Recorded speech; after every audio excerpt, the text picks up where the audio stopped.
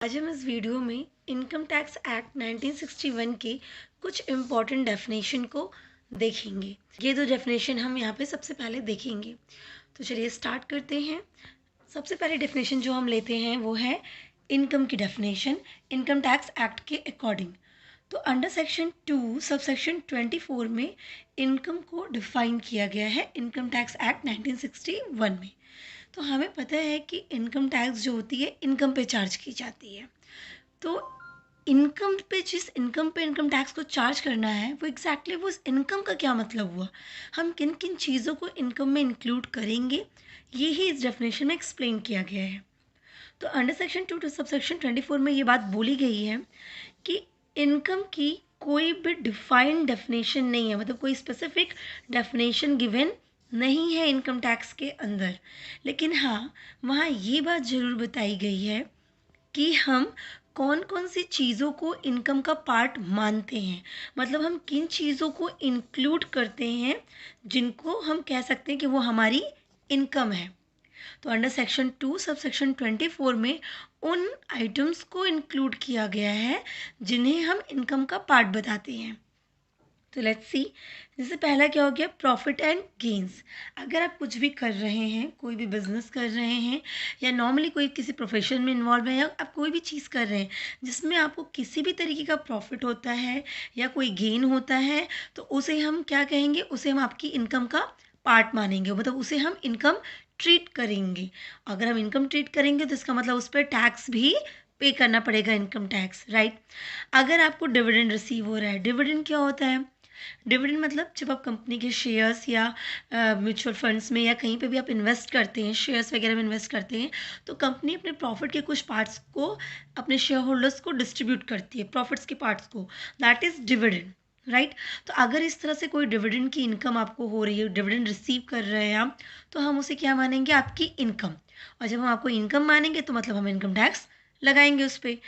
voluntary contribution received by trust, research association, super association, university, education institutes, कुछ भी इनमें से, मतलब क्या हुआ कि अगर आपको कहीं से कोई कंट्रीब्यूशन रिसीव हो रहा है, किसी ट्रस्ट से आपको कुछ पैसे रिसीव हो रहे हैं, कोई रिसर्च एसोसिएशन में आपने कोई काम किया है, वहाँ से कुछ पैसे रिसीव हो रहे हैं, मतलब कहीं से भी कोई कंट्रीब्यूशन आप रिसीव कर रहे हैं, तो हम उस कंट्रीब्यूशन को भी आपकी इनकम मानेंगे, भले ही वो वॉलेंट्री कंट्रीब्यूशन है। Voluntary contribution in the sense कि सामने वाली पार्टी अपनी मर्जी से वो कंट्रीब्यूट कर रही है, आपको, आपने नहीं कहा है, पर वो आपको कंट्रीब्यूट कर रही है, आपको दे रही है, स्टिल हम उसे आपकी इनकम ट्रीट करेंगे। मतलब क्यों, क्योंकि आप रिसीव कर रहे हो ना, आपकी इनकम हो रही है वो, तो हम उसे इनकम मानेंगे according to section 2 sub section 24 of income tax act 1961। Next is what, perquisites और profit in lieu of salary. Perquisites क्या होता है, आप जब सैलरी आपको मिल रही होती है, आपको पहले भी मैंने एक वीडियो में, आपको इसी चैनल के अपने पुराने वीडियो में आप देख सकते हैं, जहां हमने कंप्यूटेशन ऑफ टोटल इनकम को एक्सप्लेन किया हुआ है, वहां पे हमने बताया है कि सैलरी से इनकम होती है। फर्स्ट हेड क्या होता है इनकम टैक्स में, इनकम कैलकुलेट करने का किसी भी इंडिविजुअल का, वो है इनकम फ्रॉम सैलरी। अब सैलरी मीन्स में क्या हो गया कि अगर कोई एम्प्लॉई है, मतलब एम्प्लॉय और एम्प्लॉयर का रिलेशनशिप है और उसे कुछ भी रिसीव हो रहा है, दैट इज़ योर सैलरी। अब वहाँ पे क्या होता है, कई बार एम्प्लॉयर को इन कैश कुछ नहीं मिल रहा होता है, इन काइंड रिसीव हो रहा होता है। जब एम्प्लॉयर से एम्प्लॉय को कोई भी चीज़ इन काइंड रिसीव होती है तो उसे हम क्या कहते हैं, परक्यूजर्स। सपोज करिए कि आपका एम्प्लॉयर आपको गार्डनर प्रोवाइड कर दिया, आपको ड्राइवर प्रोवाइड कर रहा है कि ठीक है ये लीजिए, हमारे यहाँ से ड्राइवर आपकी आपकी कार को ड्राइव करेगा। तो वो क्या हुआ, कैश में आपको नहीं दे रहे हैं, वो आपको एक ड्राइवर दे रहे हैं, आपको एक शेफ दे रहे हैं, आपको गार्डनर दे रहे हैं। वो बेनिफिट आपको कैसे मिल रहा है, इन काइंड मिल रहा है, दैट इज कॉल्ड परक्यूजेट्स। व्हाट, परक्यूजेट्स, ये सैलरी में आपको मिलेगा। और डिटेल आप परक्यूजेट्स में पढ़ेंगे कि कैसे कैसे परक्यूजेट्स की कैलकुलेशन होती है। तो अगर कोई चीज़ आपको परक्यूजेट्स मिल रही है, मतलब आपका एम्प्लॉयर आपको कुछ भी इन काइंड दे रहा है, इन कैश नहीं, तो भी वो आपकी इनकम का पार्ट माना जाएगा। उसको उसकी मॉनेटरी वैल्यू में कैलकुलेशन होगी, मतलब उसकी मॉनेटरी वैल्यू निकालेंगे और उसको आपकी इनकम में ऐड कर देंगे। Profit in lieu of salary, profit in lieu of salary मतलब सैलरी के अलावा, सैलरी की जगह आपको कुछ मिल रहा हो। समटाइम्स ऐसा होता है कि आप जैसे गवर्नमेंट में हमेशा आप देखते हैं कि जॉब हो गया पर किसी वजह से वो पेंडिंग रह गया, अपॉइंटमेंट हुई पर किसी वजह से स्टे लग गया। तो अगर आपको कोई पार्ट एरियर में रिसीव हो रहा है, लंबे समय से कोई चीज़ है आपको इकट्ठे रिसीव कराई जा रही है एज इन सैलरी, अरियर्स वगैरह है, तो उसमें हम एक साथ नहीं करते, उसको पार्ट पार्ट करके आपको इनकम में ऐड करते हो। That is profit in लिeu of salary. Salary की जगह आपको कोई चीज़ दी जा रही है जो है तो सैलरी, पर आपको एक ह्यूज अमाउंट मिल रहा होता है। सैलरी आपको नहीं रिसीव कराई जा रही है, इसलिए वो, जैसे मैंने बताया अरियर्स हो गया सैलरी का, तो उसे हम प्रॉफिट एंड लिeu ऑफ सैलरी की कैटेगरी में रखते हैं। तो वो भी आपकी इनकम का पार्ट बनती है। नेक्स्ट, स्पेशल अलाउंस और बेनिफिट फॉर हिज ड्यूटी। कोई अलाउंस, अलाउंस क्या होता है? अलाउंस जब आपका एम्प्लॉयर कैश दे रहा होता है तो वो हम क्या कहते हैं? अलाउंस। जैसे मैंने आपको बोल दिया कि ये लीजिए 5,000 रुपया टेलीफोन खर्चे के लिए, टेलीफोन एक्सपेंस के लिए, तो वो क्या हो गया? 5,000 हमने कैश में दिया आपको, तो that is allowance, telephone allowance हो गया, राइट। तो अलाउंस क्या हो गया? In cash. परक्यूजर्स क्या हो गया? In kind. पर देगा कौन? आपका एम्प्लॉयर। किसको देगा? एम्प्लॉय को देगा। तो अगर कोई स्पेशल अलाउंस है, स्पेशल अलाउंस या बेनिफिट किस लिए मिल रहा है? आपकी ड्यूटी के लिए, तो भी आपकी इनकम का पार्ट बनेगा। जैसे यूनिफॉर्म अलाउंस, हम अपने एम्प्लॉयज़ को यूनिफॉर्म कहते हैं बनाने के लिए कि आप इसी यूनिफॉर्म को पहनेंगे, और उस यूनिफॉर्म को बनाने के लिए हमने आपको कुछ कैश दिया, तो वो क्या कहलाएगा? यूनिफॉर्म अलाउंस कहलाएगा। स्पेशल आपकी ड्यूटी के लिए दिया गया है, तो भी हम उसे आपकी इनकम का पार्ट बनाएंगे। Any other allowance to meet his personal expense, जैसे मान लीजिए हाउस रेंट अलाउंस, आपको घर रहने के लिए आप किराया देते हैं, आप रेंट पे रहते हैं, तो हम आपको पैसे प्रोवाइड करा रहे हैं, आपका एम्प्लॉयर मीन्स आपको पैसे दे रहा है, that is for meeting a personal expense. तो अगर इस तरह से भी कोई अलाउंस आप रिसीव कर रहे हैं तो वो भी कहाँ का पार्ट बनेगी? इनकम का पार्ट, उसे भी इनकम में हम इंक्लूड करेंगे। नेक्स्ट हम देखते हैं बेनिफिट्स और परक्यूजर्स। बेनिफिट्स एंड परक्यूजर्स मतलब सेम चीज़ की कोई भी लाभ हुआ हो, कोई भी इस तरह से इनका कहीं से भी आपको रिसीव हो रहा है, इनकम का पार्ट बनेगा। Sum chargeable to income tax under the head of business और प्रोफेशन।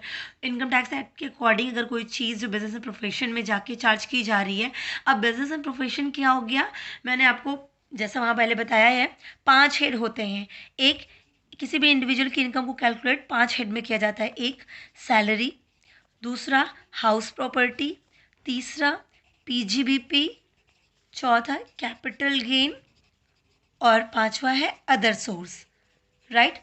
या तो एक इंडिविजुअल को सैलरी से इनकम हो रही होगी, या हाउस प्रॉपर्टी से इनकम हो रही होगी, मतलब उसके रेंट वेंट से हो रही होगी, रेंट रिसीव करता होगा, या उसको पीजीबीपी से हो रही होगी, मतलब कोई बिजनेस करता होगा या उसका कोई प्रोफेशन होगा, वहाँ से वो प्रॉफिट अर्न करता होगा, या कोई कैपिटल एसेट्स को सेल करने के बाद वो पैसे कमाता होगी, या कोई ऐसी इनकम जो इन चारों हेड में नहीं आती हो, वो अदर सोर्स में हम कवर करेंगे। तो उसी तरीके से कहा गया कि अगर इनकम टैक्स एक्ट के अंदर कोई भी चीज़ जो बिजनेस और प्रोफेशन में पीजीबीपी में चार्ज की जा रही है, उसमें आपको प्रॉफिट हो रहा है, तो वो भी हमारा इस इनकम का पार्ट बनेगा। कोई कैपिटल गेन हो रहा है, आप ज्वेलरी सेल करते हो, आप लैंड सेल कर रहे हो प्लांट एंड मशीनरी सेल, कोई भी एसेट्स, कैपिटल एसेट्स, आप कोई बिल्डिंग सेल कर रहे हो, कैपिटल एसेट्स सेल कर रहे हो, और उससे आपको कोई प्रॉफिट हो रहा है, तो वो भी आपकी इनकम का पार्ट बनेगा। कोई कैपिटल एसेट्स से इनकम होना कैपिटल गेन में चला जाएगा।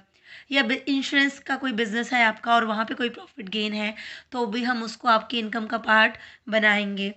अगर आप लॉटरी खेलते हो, या पजल्स या क्रॉसवर्ड का कोई गेम खेल रहे हो और वहाँ पे आप कोई हैवी अमाउंट विन करते हो, तो भी हम उसको आपकी इनकम मानेंगे। ये आप नहीं कह सकते कि हमारी लॉटरी लगी है, उसको हम इनकम नहीं कहेंगे, नहीं।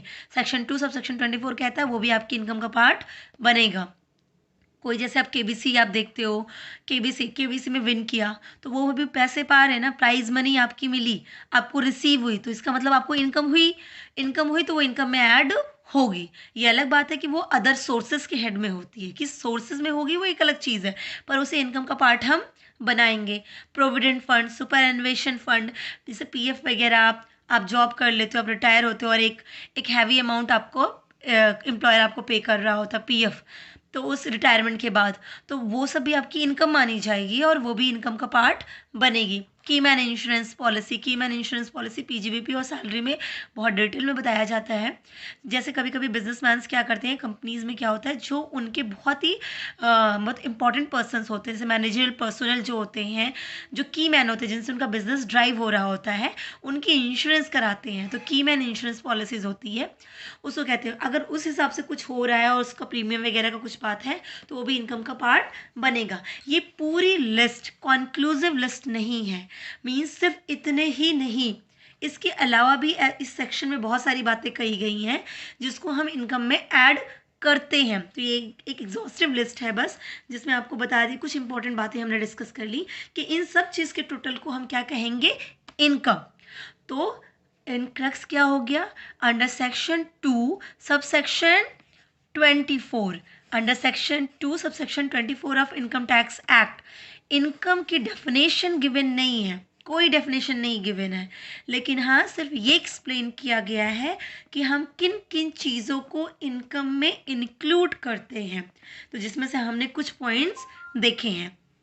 तो हमने अपनी पहले डेफिनेशन कंप्लीट कर ली, that is under section 2 sub section 24। हमने पहले भी बताया है, सारी डेफिनेशन सेक्शन 2 में ही एक्सप्लेन की जाएगी। तो चलिए हम नेक्स्ट डेफिनेशन लेते हैं जो कि है पर्सन।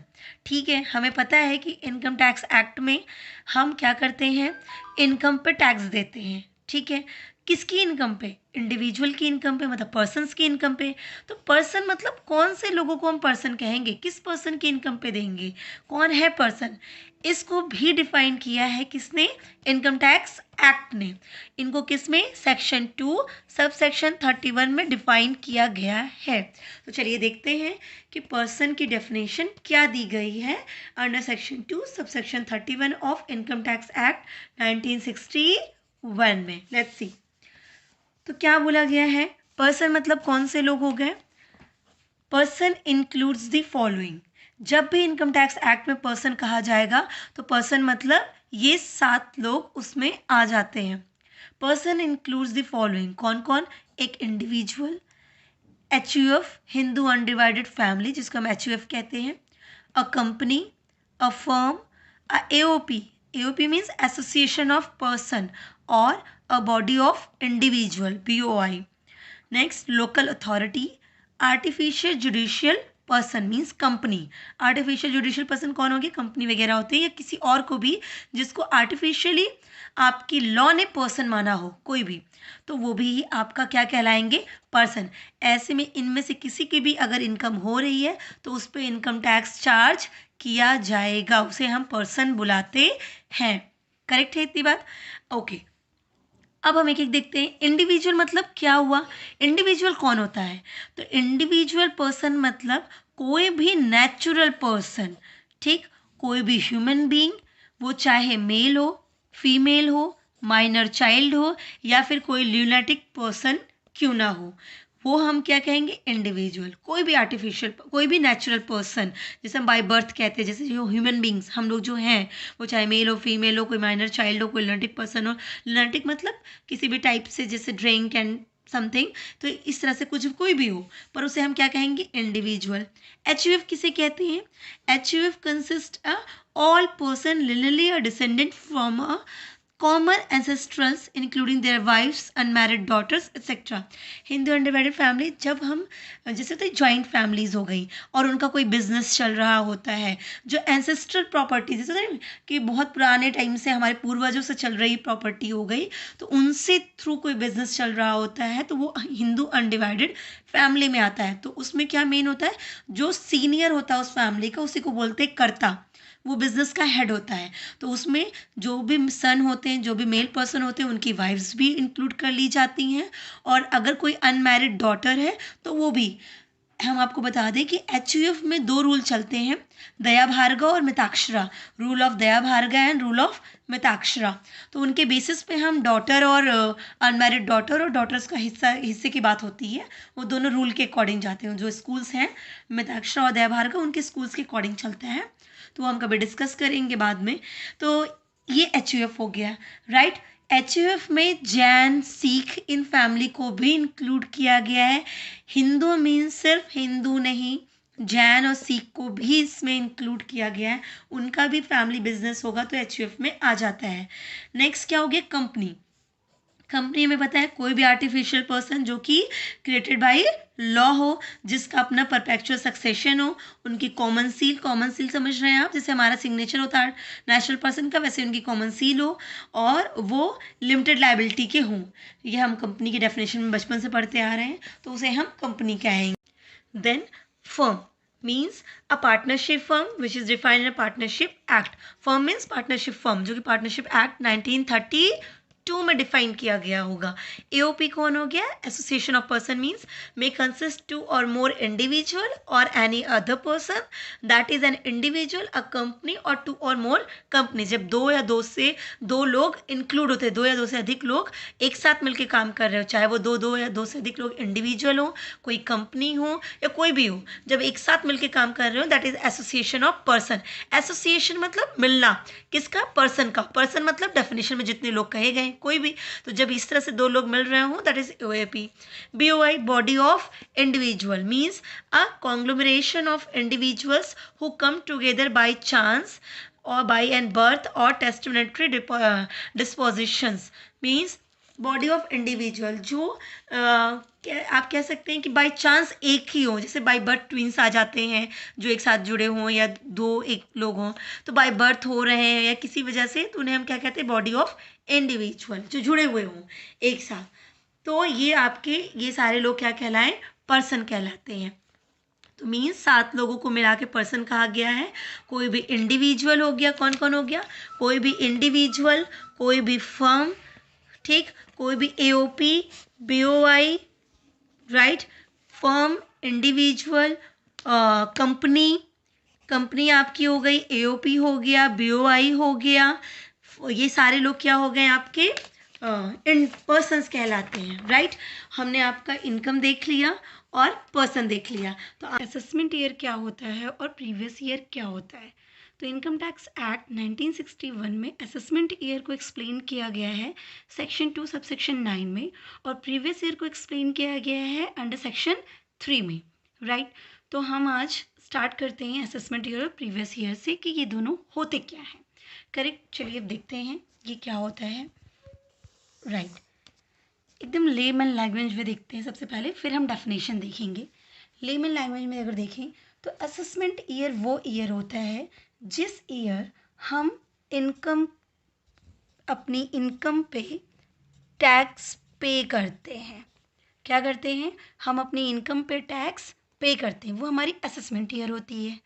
प्रीवियस ईयर क्या होती है, प्रीवियस ईयर वो ईयर होती है जिस ईयर हम इनकम को अर्न करते हैं, राइट। जिस साल हम कमाते हैं, और असेसमेंट ईयर वो ईयर होती है जिस साल हम टैक्स पे करते हैं। एकदम सिंपल। इसके पीछे पहले लॉजिक समझ लीजिए कि ये क्या है। गवर्नमेंट को हमें अपनी इनकम पे टैक्स देना पड़ता है, करेक्ट है ये बात, यही तो इनकम टैक्स है। तो हम कहते हैं कि पहले हमें ये तो पता चल जाए कि हमें टोटल कितनी इनकम हुई है, उसके बाद हम उस इनकम पे टैक्स देंगे, राइट। तो सबसे पहले हम क्या करते हैं, पहले पूरा साल हम इनकम कमाते हैं। जब साल मतलब पूरा ईयर एंड हो जाता है और हमें पता चल जाता है कि हमारी टोटल इनकम इतनी हो गई है, तो हम क्या करते हैं, आने वाले साल में उस पर टैक्स पे कर देते हैं। सिंपल। एक साल हम कमाते हैं और आने वाले नेक्स्ट ईयर में, फॉलोइंग ईयर में हम उस पर टैक्स पे कर देते हैं। तो जिस ईयर हम टैक्स पे करते हैं दैट इज़ असेसमेंट ईयर, और जिस ईयर में हम इनकम अर्न कर रहे होते हैं that is our previous year, correct. अब हमें पता है कि दो टाइप से हमारा चलता है ईयर का प्रोसेस।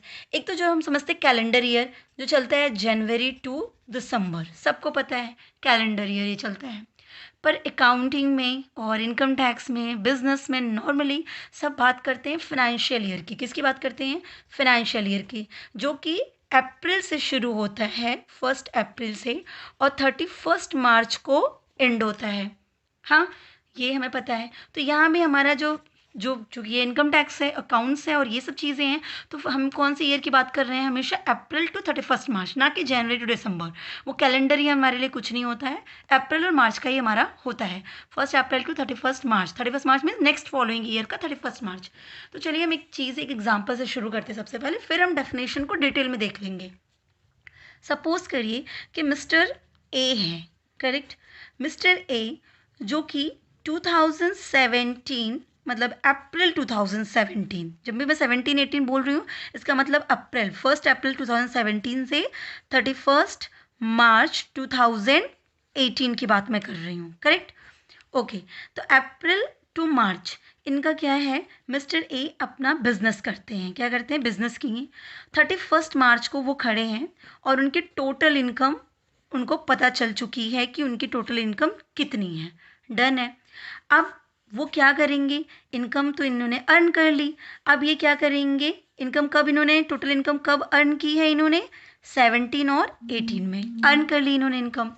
अब जो है, अब क्या होगी, 31 मार्च के बाद क्या आता है, 1 अप्रैल आता है, 1 अप्रैल 18, और ये इंड कब होगा, 31 मार्च 19 को इंड होगा, हाँ या ना, करेक्ट। ये दूसरा साल हो गया, ये पहला साल हो गया। इन्होंने इस साल इनकम अर्न कर लिया, कब अर्न किया, 17 और 18 में इनकम अर्न किया। तो आप बताइए जिस साल इनकम अर्न कर रहे हैं ये कौन सा ईयर होगा, प्रीवियस ईयर या असेसमेंट ईयर, बट ऑब्वियस है ये हमारा प्रीवियस ईयर बन गया। ओके, अब अप्रैल 18, नेक्स्ट ईयर क्या हुआ, अप्रैल 18 हो गया। अब इस इनकम पे इनको क्या देना होगा, क्या पे करना होगा, टैक्स। इस साल ये क्या करेंगे, टैक्स पे करेंगे, करेक्ट। तो मिस्टर ए के लिए इस साल की इनकम के लिए असेसमेंट ईयर क्या कहलाया, 18-19, हाँ या ना, करेक्ट। 18 एंड 17, 18 के लिए असेसमेंट ईयर क्या बन गया, 18-19। टैक्स कब पे करेंगे, 18-19 पे। अर्न कब किया, 17-18 में। तो जो टैक्स का रेट होगा, जिस रेट से, मतलब टैक्स रेट जिस रेट से उनको टैक्स पे करना होगा, वो रेट हमारा कब, किस, कौन से ईयर का होगा, इस ईयर का या इस ईयर का, बट ऑब्वियस सी बात है जिस ईयर हमें पे करना है रेट भी हमें उसी के अकॉर्डिंग लगाना पड़ेगा। तो जो भी फिनांस एक्ट में असेसमेंट ईयर के लिए आया होगा कि इस असेसमेंट ईयर में ये टैक्स रेट रहेगा, उसी रेट से हम टैक्स को क्या कर देंगे, पे कर देंगे। तो ये हुआ हमारा प्रीवियस ईयर और assessment year, simple. Previous year जिस साल हम कमाते हैं, और असेसमेंट ईयर जिस साल हम टैक्स पे करते हैं, राइट। अब एक और चीज़, जब 17 और 18 में वो मिस्टर ए अर्न कर रहे थे, बिजनेस अपना रन करा रहे थे और पैसे कमा रहे थे, उस टाइम पीरियड में अगर वो खड़े थे तो वो उनका फाइनेंशियल ईयर भी रहा होगा या नहीं, बिल्कुल रहा होगा, करेक्ट। अच्छा, अभी जब वो 18-19 में पहुंच गए तो क्या ये फाइनेंशियल ईयर रहा होगा, बिल्कुल। 18-19 में पहुंच के जब वो टैक्स दे रहे हैं तो ये भी फाइनेंशियल ईयर रहा होगा। तो अगर मैं ये बोलूं कि जो फाइनेंशियल ईयर होता है वो दोनों होता है, प्रीवियस ईयर भी होता है और असेसमेंट ईयर भी होता है, तो क्या ये गलत है, नहीं, बिल्कुल नहीं। कैसे, pre financial year previous year होता है, जैसे ये 17-18 है, ये फाइनेंशियल ईयर बन गया। अब ये प्रीवियस ईयर होगा इसके पहले साल वालों के लिए, भाई यहाँ पे आगे को टैक्स देना है 18-19 में, तो ये इसके लिए क्या हो गया, प्रीवियस ईयर हो गया। अच्छा, ये असेसमेंट ईयर कब रहा होगा, 17-18 में, इसके पहले भी तो इन्होंने बिजनेस किया रहा होगा, बिल्कुल। 16-17 में भी इन्होंने बिजनेस किया रहा होगा, इस साल भी ये कुछ टैक्स पे कर रहे होंगे, तो असेसमेंट ईयर हो गया हमारा प्रीवियस ईयर के लिए भी, ये असेसमेंट ईयर भी हो गया फाइनेंशियल ईयर, डन। तो एक फाइनेंशियल ईयर प्रीवियस ईयर भी होता है, असेसमेंट ईयर भी होता है। आप जिस साल में काम कर रहे हैं वो साल, किसी साल उस साल हम टैक्स पे कर रहे होंगे, किस साल के लिए, पिछले साल के लिए। पिछले साल जो हमने कमाया होगा इस साल हम उस पर टैक्स पे कर रहे होंगे, साथ ही में इस साल हम कुछ पैसे कमा भी रहे होंगे जिस पे हम आने वाले साल में टैक्स देंगे। तो प्रीवियस ईयर भी और असेसमेंट ईयर, इस पे हम अपने पिछले साल के लिए टैक्स पे कर रहे होंगे इस, और दूसरी साइड हम इनकम भी अर्न कर रहे होंगे। तो क्लियर है मेरे ख्याल से असेसमेंट और ईयर और प्रीवियस ईयर क्या होता है। अब फॉर एग्जांपल मैं पूछती हूँ, मैं नॉर्मली देखती हूँ कि मान लीजिए 2018-19 चल रहा है, 2018-19 चल रहा है। अब इसका प्रीवियस ईयर क्या होगा, इसका प्रीवियस ईयर होगा 17-18। इस साल की इनकम पे हम 18-19 में टैक्स देंगे, 18-19 में जो कमाएंगे उस पर कब टैक्स देंगे, 19-20 पे। तो 18-19 का असेसमेंट ईयर 19-20, 18-19 का प्रीवियस ईयर 17-18। क्लियर है, ओके। तो ये हमारा पूरा हो गया असेसमेंट ईयर और प्रीवियस ईयर के बारे में पूरी डिटेल हो गई है, करेक्ट। एक और इम्पॉर्टेंट बात है जो मैं आपको इसी एग्जांपल में समझा देती हूँ कि सपोज करो कोई पर्सन है, जैसे अभी क्या चल रहा है हमारा, अभी हमारा मार्च है, मार्च 2020 चल रहा है, करेक्ट। और अभी मान लीजिए, आज मैं मानती हूँ कि मान लीजिए 18 है। 18 मार्च 2020 चल रहा है। आज किसी ने अपना बिजनेस शुरू किया, क्या किया, बिजनेस स्टार्ट कर दिया। आज उसने अपना बिजनेस स्टार्ट किया है, ठीक। क्योंकि हमें तो पता है कि कोई भी ईयर एंड हो जाता है 31 मार्च को एंड हो जाता है, हमें ये बात पता है। पर इसने तो आज ही बिजनेस स्टार्ट किया है, तो इसका ईयर कब एंड होगा, इसका फाइनेंशियल ईयर कब एंड होगा? ऑब्वियसली इसका भी फाइनेंशियल ईयर 31 मार्च 2020 को ही बंद होगा। तो इसका ये जो ईयर है, फाइनेंशियल ईयर, इस केस में 12 मंथ से कम का होगा। कब क्या होगा? 12 मंथ्स का कम का होगा। मतलब अगर कोई अपना बिजनेस स्टार्ट करता है तो जिस डेट से स्टार्ट करता है उस डेट से 31 मार्च तक का टाइम पीरियड उसका फाइनेंशियल ईयर, उसका प्रीवियस ईयर बन जाता है। क्लियर है ये मेरी बात? मतलब ये वो साल जिस पे वो इनकम अर्न करता है। ओके, अब हम एक बार डेफिनेशन देख लेते हैं कि एग्जैक्टली डेफिनेशन क्या कहती है, क्योंकि जब भी लिखना होगा तो डेफिनेशन लिखनी होती है। Like assessment year to section 2 subsection 9 में क्या बोला गया है? Assessment year means the period of 12 months commencing on the first day of April every year and ending on 31st March of the next year. Correct? 1 अप्रैल को शुरू होगा और आने वाले नेक्स्ट ईयर 31 मार्च को वो बंद हो जाता है। 12 मंथ का होता है, पर कुछ केस ऐसे हैं जहाँ पे 12 मंथ ज़रूरी नहीं है। अगर बिजनेस उसने तुरंत रन किया हो, जिस डेट को रन किया होगा उससे 31 मार्च हम काउंट करते हैं। Okay, an SSC is liable to pay tax on the income of previous year during the following financial year. SSC जो होता है टैक्स पे करने के लिए एप्लीकेबल हो जाता है किस साल में? असेसमेंट ईयर में, जो उसने कमाया होता है कब? प्रीवियस ईयर में। That is definition of assessment year under section 2 subsection 9। Okay, अब हम दूसरी डेफिनेशन देख लेते हैं, प्रीवियस ईयर की डेफिनेशन। प्रीवियस ईयर की डेफिनेशन क्या हो गई? प्रीवियस ईयर के लिए क्या कहा गया सेक्शन 3 में? The year in which income is earned is known as previous year and the next year in which income is taxable is known as assessment year. ये हमने पहले ही देख लिया। Income tax is charged on the total income of the previous year. पिछले साल हमने जितना कमाया है उसकी टोटल इनकम पे हम इस साल टैक्स पे करते हैं at the rate prescribed by the rate. कौन से रेट से पे करेंगे? Prescribe by the relevant finance act for the assessment year. Assessment year में जो भी फाइनेंस एक्ट में रेट दिया होगा उसी रेट से हम उस पर टैक्स पे कर देते हैं। तो आई होप आपको असेसमेंट ईयर और प्रीवियस ईयर का कॉन्सेप्ट क्लियर हुआ होगा कि इनकम टैक्स में असेसमेंट ईयर क्या होता है, प्रीवियस ईयर क्या होता है। तो wish you all the best, keep watching, thank you.